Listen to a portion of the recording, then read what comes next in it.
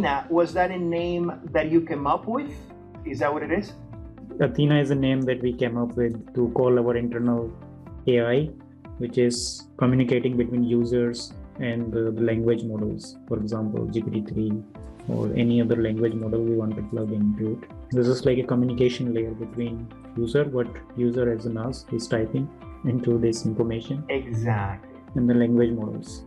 So this AI, you took it, let's say as a base, and then you guys adapted and you added your own algorithm. Right. The Athena itself is an algorithm or a search engine, you can call it. A smart search engine, we can understand the meaning of the language. So normally when you do some search, right, it's kind of a exit search, but in Google, when you do search, it understands the meaning.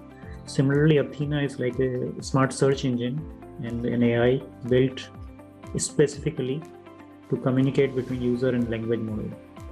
Yes, and you created that. We created this internally. When you wanted to make NAS this totally visible, you can also drag it from the right-hand side. Is there a danger that I put too much in as well? It could be that in Micronis, I get the feeling that you might be adding too much information. I will just finish off this one here.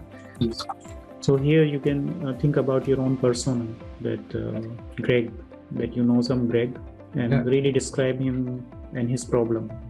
The formula here is, who is this person? Two part, who they are, what is their specific situation, and you mention a problem plus what they desire. So the structure is pretty much like who they are, their specific situation, what they desire for.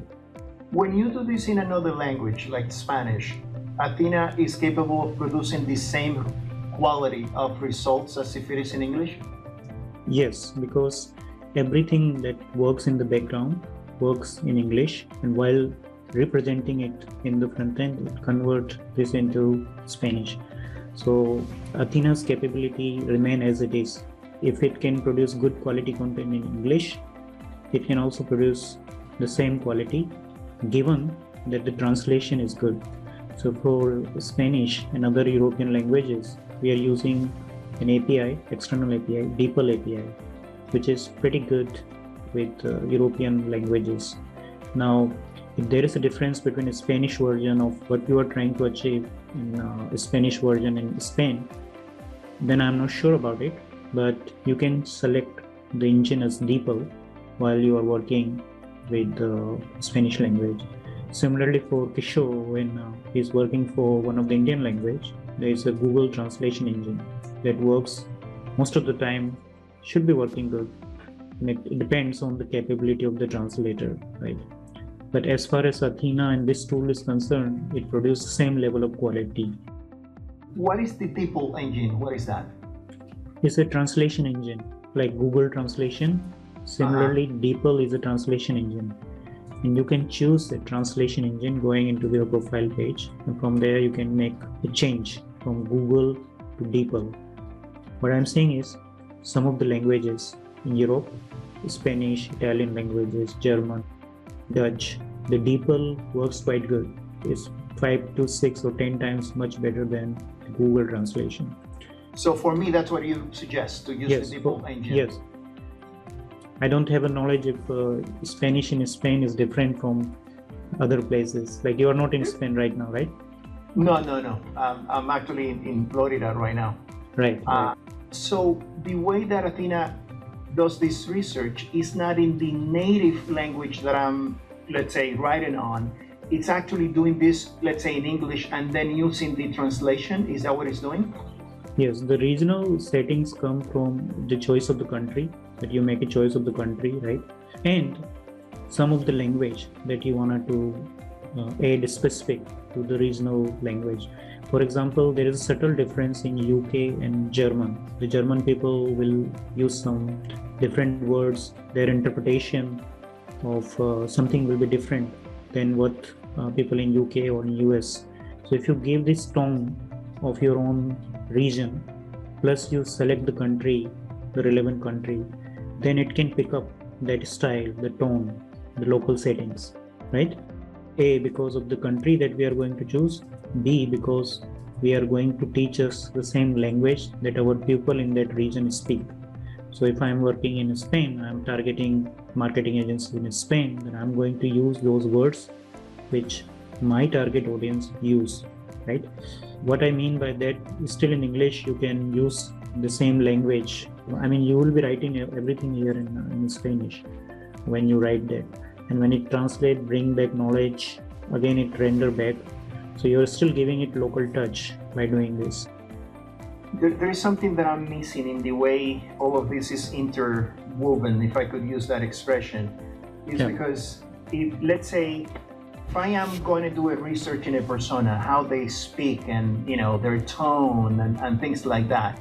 Yeah. If Athena is doing the research in English and then translating it, first of all, if it is doing it in English, that means that it's not necessarily picking the needs of that market because it's not reading it in the way that it was originally expressed. Am I correct in that? Yes, okay. Yes, I understand your point. But the way we are framing this question is towards a human person who has fears, desires, roadblocks, suspicion, right? Regardless of this person is in Germany, Spain, or in Florida, this person has same type of struggle. So the questions that are designed are generic enough, good enough, so that you don't deviate from it. If the questions were designed in a way which really take that specific country problem, right, then you will face this problem. But if I am operating in Germany or I am operating in UK, I am the same living person who has fears, who face roadblocks, who has desires. The way to express might be different from Germany to UK to US, and that way to express yourself different, you will try to capture in the local language that you will feed into it. And Athena will, as it is translated, work with it, bring this back. But the questions that are designed here, like your ideal prospect or their suspicions or fears, they are very structured, they are specific. Do you suggest me to do all of this in English and then translate it myself? Or you trust Athena enough so I save time, I say, no, Edward, do everything in Spanish? I want you to be as natural as in your own language, Spanish.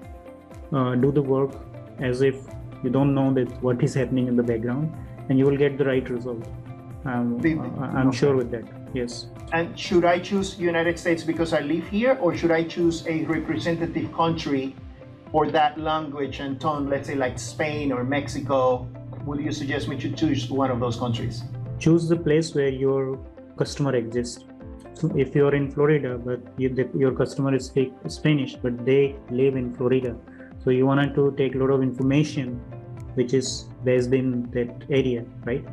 So choose the settings, country setting as it is, and choose the language that you wanted to speak them. So it should be fine, it should not be a problem, right? Sure. If you choose the country setting from Spanish, then a lot of search result that is going to pick from Google is from Spain, and that will not be much relevant to people, Spanish speaking people in Florida. Does that make sense? Yeah, it does. The thing is, since it is online, I don't mind getting customers from Spain and from Mexico and from the United States. So those would be like my three main markets, for instance. Indeed. So again, then it depends on the business. If the business is e-commerce, a very local business, then you would like to do that. If the business is online, it doesn't really matter where you are in Florida or in Madrid. Then I would prefer to choose a majority place. That may be the Madrid will be the right choice in that case. Edward, it sounds like it may be worthwhile you having separate workspaces, separate avatars for those other countries. We all live and operate in an international space. That's the power of the internet. But the messaging might be slightly different for my clients in Australia and America as opposed to the ones in the UK. And when we fill in the information here, from my understanding, Athena is going to take this and is going to crawl Google or websites based on information. So if I'm specifying UK solopreneurs, it's going to look for websites and information factually, which is directed towards UK small business owners, and then give me an output based on that. Is that correct, Harish? Yeah, definitely. Yeah, so it supports what Harish says about, psychologically, there are cultural differences globally, but in terms of our basic human needs, it's the same wherever we are in the world. Yes. Yeah. That was a great distinction. Yeah, that was my point when I say as fear, roadblock, suspicion. As a human, regardless of we are in Germany or in UK or in Florida or US, our needs are same.